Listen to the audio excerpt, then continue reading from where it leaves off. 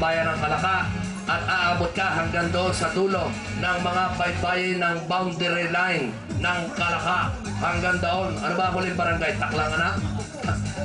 Ano ba pinakatulong barangay nito? Patungo rito? Tamayo. Tamayo ba? Sakop? Hanggang Tamayo pala. So malaking-malaki ang land area ng ating bayan ng Kalaka.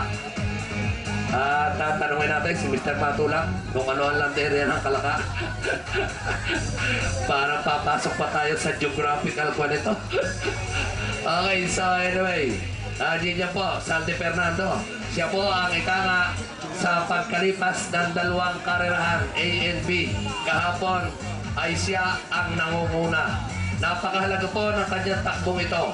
Kung mamimintina niya ang napakagandang pagtatala ng bilang ng minuto, maaaring siya ang ating ikanga ay magiging kampiyon. Napakaganda. Kumbaga sa saklay ay kita na ang paa ng suka. Yan, si Saldi Fernando ng San Jose City, Del Monte, Bulacan.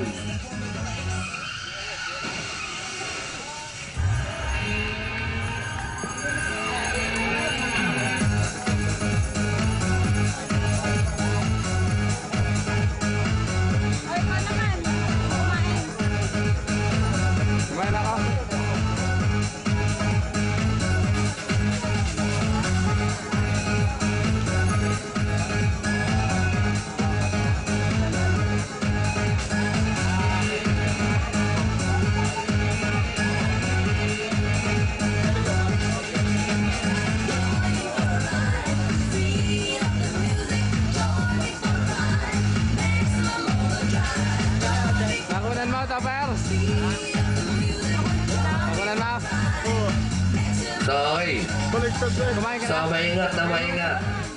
Ayaw ni Saldi Fernando na magkabutas ang kanyang paglalakbay. Pagkat siya ay anando doon sa ikanga ay top of the situation. At alam ni Saldi Fernando, muntimang butas kayang magpalubog ng isang dakilang barko.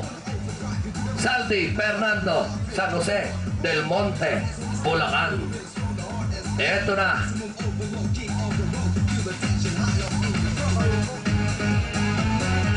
Si Saldi Fernando, hindi niya nakikita ang munting tuldok sa loob o gitna ng isang buong typewriting. Ang nakikita niya ang kabuuan ng malaking puting-puting papel at hindi yung maliit na tuldok sa gitna nito. Maganda ang kanyang paglalakbay. Parang si San Rafael ay nakikisa sa pagwagayway ng kanyang mga pakpak. Yan na. San Rafael, San Rafael, San Rafael. Saldi Fernando, maingat na maingat. Isang munting pagkabisala at magaganap kung ano ang itinakda.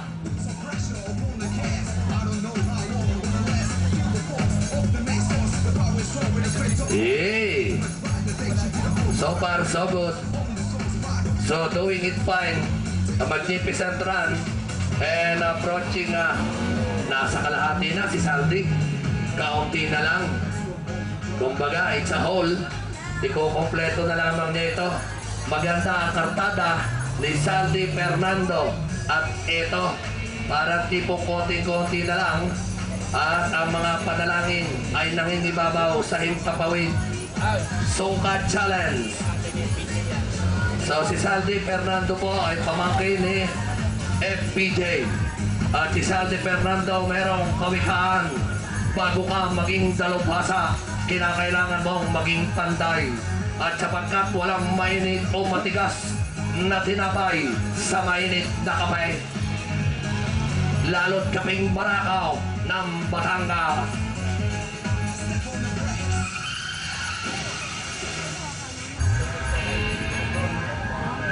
At nararamdaman natin na magiging maganda ang ating paghihiwalayan. Kung baga pa may kakibat itong kalungkutan.